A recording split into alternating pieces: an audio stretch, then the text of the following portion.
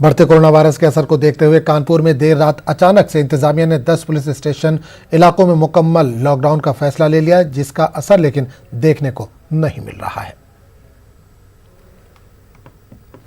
जनपद कानपुर नगर में कोरोना की जो कुछ क्षेत्र में बढ़ती संक्रमण के चलते 10 थाना क्षेत्र में कंप्लीट लॉकडाउन अनाउंस किया गया है डिस्ट्रिक्ट एडमिनिस्ट्रेशन के द्वारा, जो कि कल्याणपुर, चकेरी, गोविंद नगर, खिदवई नगर, नौबस्ता, काकादेव, बर्रा, नवाबगंज, स्वरूप नगर एवं कोतवाली, इन 10 थाना क्षेत्र में कंप्लीट लॉकडाउन अनाउंस किया गया है।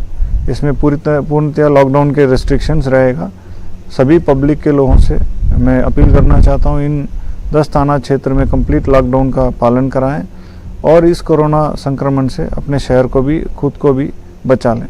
उत्तर प्रदेश में बढ़ते मरीजों की संख्या को देखते हुए होम आइसोलेशन की इजाज़त दे दी गई है। अगर कानपुर की बात की जाए तो कल का दिन कानपुर के लिए आंकड़ों का सबसे बड़ा दिन रहा। यहाँ पर कल 201 संक्रमित कोरोना मरीज पाए गए। उसके बाद आनन फानन में प्रशासन ने 10 थाना क्षेत्रों में लॉकडाउन का ऐलान कर दिया। लेकिन आप देख सकते हैं किस तरह से लॉकडाउन का ऐलान तो किया गया। मैं इस समय कोतवाली थाना क्षेत्र के अंतर्गत बड़े चौराहे पर खड़ा हूँ। लॉकडाउन का ऐलान किया गया है, लेकिन उसके बावजूद पुलिस यहाँ पर तैनात है।